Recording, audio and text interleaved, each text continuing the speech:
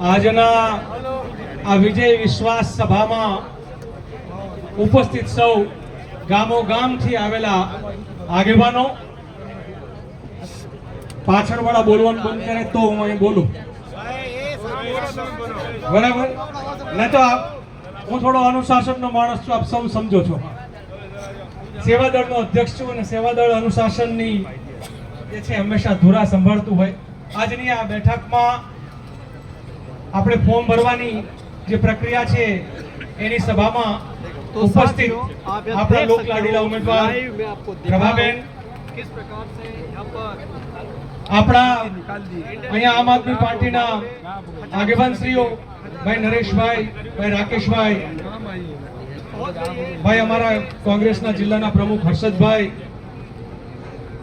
મહીસાગરના પ્રમુખ ભાઈ હરજીવનભાઈ, સંજયભાઈ અમરાણી, ડામોર સાહેબ, ચંદ્રિકાબેન વજુભાઈ, મિતેશભાઈ, રઘુભાઈ, ભરતભાઈ વાકલા, કિરીટભાઈ, મનીષભાઈ, વિમલભાઈ, અનેક નામો અહીંયા આપી શકાય એવા સૌ આગેવાનો. અહીંયા જે જોરદાર ધુમાદાર ભાષણો થયા, ચંદ્રિકાબેને સવાલ પૂછ્યો કે સંસદ સભ્ય 10 વર્ષમાં કે 15 વર્ષ, 10 વર્ષથી છે ને અહીંયા, આ 10 વર્ષમાં એને કઈ પ્રજાના હિતનું કર્યું હોય કામ, અને તો પૂછું તમારો જવાબ આવ્યો ના. એક યુવાન શરૂઆતમાં મને લાગે છે કે સંજેલી તાલુકાના પ્રમુખ, એણે કહ્યું કે નલ સે જલ નહીં પણ નલ સે છલ, ગજબનો શબ્દ. અને ખરેખર આખા દેશમાં છલ ચાલી રહ્યું છે, એ છલ સામેનો જવાબ આપવાનો આ સમય છે. હમણાં કોઈકે પૂછ્યું કે આ લડાઈ શેની છે? માત્ર દાહોદના સંસદ સભ્ય આપણા પ્રભાબેનને કે ધામે ભાભોરને એ ચૂંટવાની લડાઈ નથી. આ લડાઈ જે છે આ દેશના આઝાદીના જંગ પછીથી આપણા સૌના સ્વાભિમાન, આપણા સૌની સ્વતંત્રતા, આપણા સૌના અધિકારો જેમાં લખાયેલા છે એવા બાબા સાહેબના બંધારણને બચાવવા માટેની આ લડાઈ છે. આ લડાઈ જેને આપણે આઝાદીના જંગમાં ગુમાવ્યા છે, આઝાદીના જંગમાં ક્યાંક આપણા ભગતસિંહ, સુખદેવ અને રાજગુરુ, ક્યાંક આપણા બિરસા મુંડા, ક્યાંક આપણા હજારો આદિવાસીઓ જે માનગઢમાં જે શહીદો થયા છે, આ એમના સૌના શહીદીને બચાવવાની, એમના સૌના શહીદીને સન્માનવાની, એમના સૌના શહીદીને યાદ કરવાની આ લડાઈ છે. આ દેશની આઝાદી રંગા ને બિરલા જેવા, ગુંડા ને મોવાલીઓ જેવા આ દેશના લૂંટારાઓ શાસક બને અને અંગ્રેજોના તળવા ચાટનાર અને આઝાદીના જંગમાં ગદ્દારી કરીને ગોરાઓની સાથે બેસનારા અને ગોડસેના પૂજારીઓ, આ એને સત્તામાં મોકલવાની આ લડાઈ નથી. આ લડાઈ દલિત, આદિવાસી, મૂળ નિવાસી, ખેડૂત, પશુપાલક, આમ મહેનત કરીને આ દેશને પોષણ પૂરું પાડનારા, આ દેશ માટે પોતાનો પરસેવો પાડવા વાળા આ લોકોના અસ્તિત્વની લડાઈ છે. આ લડાઈ અદાણી ને અંબાણી જેવાના ખિસ્સાઓ ભરવા માટેની લડાઈ નથી. એટલે નક્કી કરવું પડે કે એક બાજુ ગોડસેના વારસદારો, સંજયભાઈ, એક બાજુ ગોડસેના વારસદારો અંબાણી ને અદાણી જેવાના માલેતુજારના ફેક્ટરીઓને મોટી કેમ બને ને દુનિયામાં કેમ અમીર બને એના માટેનું કામ કરનારા એ ભાજપીઓ, એ સંઘીઓ છે.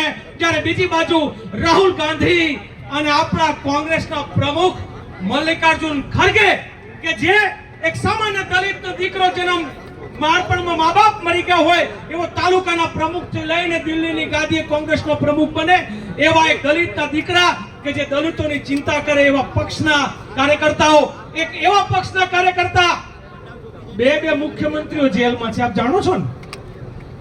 આમ આદમી પાર્ટીના સંયોજક અને આમ આદમી પાર્ટીના મુખ્યમંત્રીને જેલમાં કયા ગુનામાં? અલ્યા દારૂનો વેપાર તો તમે કરો છો, દારૂના મુદ્દામાં તમે આમને જેલમાં પૂરો છો.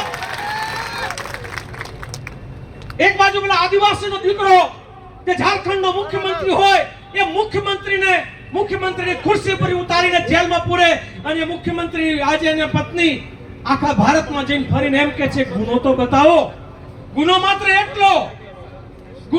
એટલો આ બંને મુખ્યમંત્રીઓનો કે એમણે ભાજપની ચાલમાં ફસાણા નહીં, ઈડી ને સીબીઆઈ થી ડર્યા નહીં, અને એટલા માટે લોકોને જેલવાસ કરવામાં આવ્યો.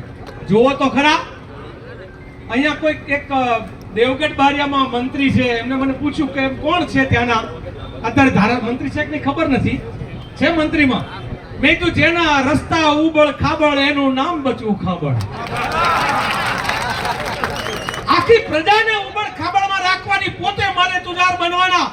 ભાજપના હું એક એક વ્યક્તિને ઓળખું છું જેને લાઇટ બિલના પૈસા ભરવાના નતા, એવા અમિત શાહ માણસામાં અમિત શાહનું નામ લઈને હું કહું છું કે અમિત શાહ કે જેને પોતાના ઘરનું મહિનાનું લાઇટ બિલ ભરવાના પૈસા નહોતા, એ આજે આખો દેશ ગજવામાં રાખીને બેઠો છે. અને એનો દીકરો આખા દુનિયાનું સૌથી મોટું અમીર ક્રિકેટ બોર્ડ કહેવાય, એમાં એકે દડો રમ્યા વગર એ ક્રિકેટ બોર્ડનો પ્રમુખ બન્યો છે અને કે છે પરિવારવાદ છે.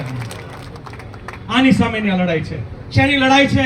હું યાદ કરતો તો મિત્રો, આ લડાઈના મુદ્દાઓ તમે આજે ઘરે જાઓ, એક કાર્યકર્તા તરીકે ગામો ગામ ફરીને જે કહેવાનું છે, કદાચ મારું ભાષણ આજે 5 મિનિટ મોડું થશે, પણ મારો આજે નાભીમાંથી જે અવાજ છે તમને હું કહેવા માંગુ છું કે આપણે નહીં જાગીએ, દલિત, આદિવાસી, ખેડૂત, પશુપાલક, મજદૂરી કરીને જીવનાર, નાની નાની દુકાનદાર, નાના નાના નોકરિયાતો, આપણે નહીં જાગીએ તો આ